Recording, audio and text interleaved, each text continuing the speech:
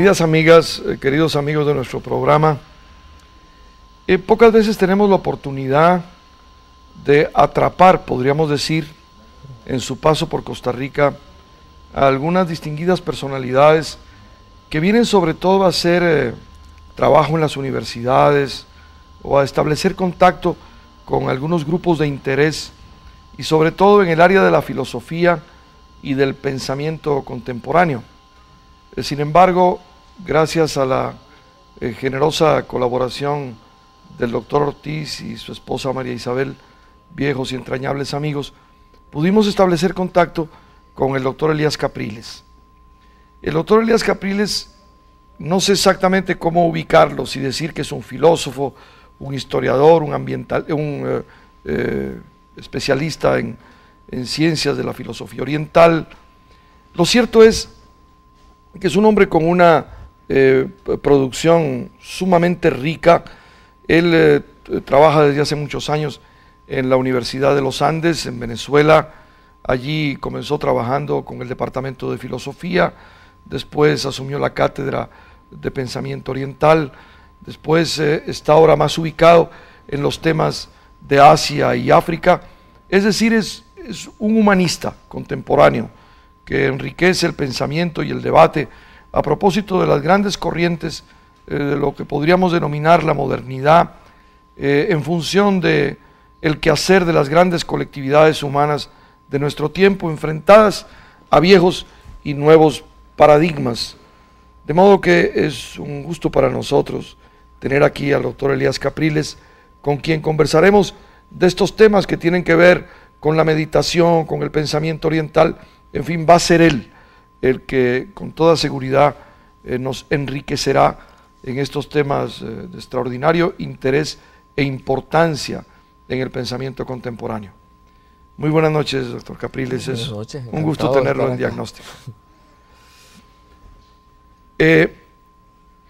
Hemos tenido oportunidad de tener acceso a algunos de sus materiales. No puedo decir que hayamos leído sus libros ni sus obras sistemáticas, pero hay en usted podría decir un profundo deseo de revisión de viejas concepciones a propósito de las grandes transformaciones históricas de la sociedad humana, sin embargo conservando el numen fundamental, los elementos, los trazos decisivos de algunos de los grandes pensadores del pensamiento, incluso del pensamiento transformador o revolucionario, y adaptado también a nuevas concepciones que usted se ha encargado de recoger a lo largo de sus estudios. ¿Por qué no nos dice hacia dónde se dirigen ahora sus principales preocupaciones? Bueno, yo me he ocupado de bastantes temas, en verdad. Por supuesto que el pensamiento oriental es una influencia decisiva en mi pensamiento, pero yo he tratado temas bastante diversos que van desde por ejemplo, una obra como Individuo, Sociedad, Ecosistema, trata de el problema ecológico actual, político-social, y implica toda una filosofía de la historia que se esboza de alguna manera por contraste con la de Hegel y recoge elementos de Marx, del pensamiento libertario, por supuesto del pensamiento ecologista, pero todo ello desde una óptica que es principalmente la óptica de ciertas filosofías orientales, tales como el budismo, el taoísmo, el shivaísmo, el sufismo. Por allí más o menos va esa vertiente de mi pensamiento, ¿no? Ahora que usted lo menciona, y perdone la interrupción, efectivamente creo que se produjo en un determinado momento de la historia una confrontación no siempre fructífera entre los pensadores socialistas alemanes, los viejos socialistas, algunos más actuales, principalmente como Marx, en una franca confrontación por razones quizás prácticas y apreciación de las realidades, con hombres de un pensamiento riquísimo, sobre todo de los grandes pensadores libertarios como Bakunin o Kropotkin. Yo recuerdo que siendo pues bastante más joven, leyendo El apoyo mutuo o Las memorias de un revolucionario, aquel formidable geógrafo y humanista que se va a la Transbaicalia a diseñar los nuevos conceptos de la sociedad asiática, esa relación entre el viejo pensamiento libertario, anarquista y el marxismo nunca se produjo de manera armónica, porque hubo allí una confrontación extremadamente fuerte.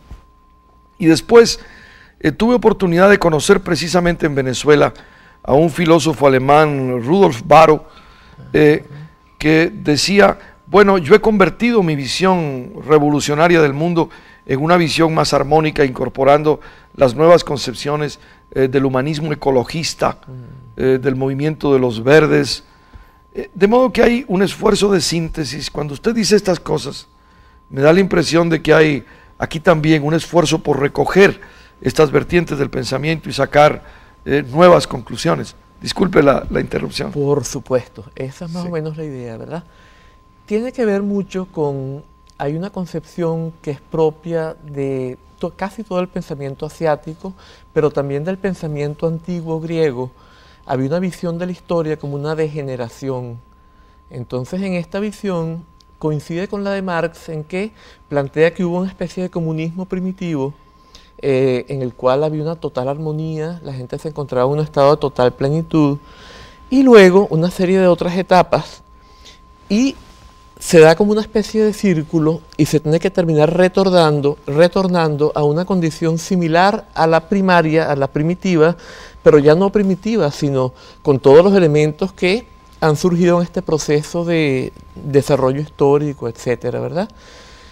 Pero en la cual se volvería una armonía con la naturaleza de nuevo, y en esto estamos más cerca de los pensadores ácratas, de los pensadores libertarios, que de Marx, porque para Marx hay un progreso.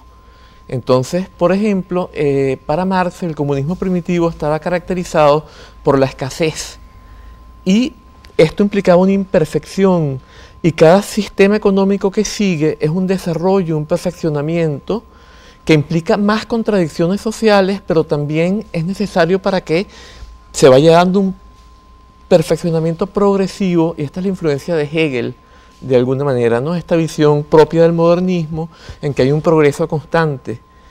Quizá Kropotkin está más de acuerdo con esta visión propia del Oriente, pero también en Grecia, por ejemplo, de los estoicos, ¿verdad? Que coincide esta concepción del comunismo primitivo, coincide con la de Marx, excepto en que no es defectuosa. Y se dice, por ejemplo, que los desarrollos que se dan, los distintos sistemas económicos que se suceden, no están motivados por la escasez, porque había, más bien, por ejemplo, hay un pensador francés que se llama Pierre Clastres, un antropólogo. Él dice que para los seres primitivos, llamados primitivos, el granero de la naturaleza siempre está lleno, y que ellos no buscaban acumular excedentes porque ellos no sentían que iban a estar mejor con eso. Ellos ya estaban plenos, se sentían plenos como estaban. Y allí viene quizá la gran diferencia con Marx, ¿verdad? Claro que el problema de la escasez no era planteado en términos de, usted lo ha dicho de alguna manera, no estaba planteado en términos de si la sociedad podía subvenir o no a sus necesidades, sino en términos de si se generaba o no un excedente. Ajá. Precisamente por eso, cuando la sociedad comienza a generar excedentes, surge el problema de quién se apropia de esos excedentes. Y desde el momento en que aparecen clases sociales que son o que tienen la capacidad de apropiarse de los excedentes, aparece la tentación, por ponerlo en términos más simples, de apropiarse no solo del excedente, sino del productor de los excedentes, y surge así la esclavitud. La esclavitud entonces es una manera de apropiarse de seres humanos que gracias al desarrollo material tienen capacidad para producir lo que se comen, porque lógicamente si un individuo no produce lo que se come, no vale la pena esclavizarlo, y además un excedente que se apropia el esclavista o el propietario de los esclavos.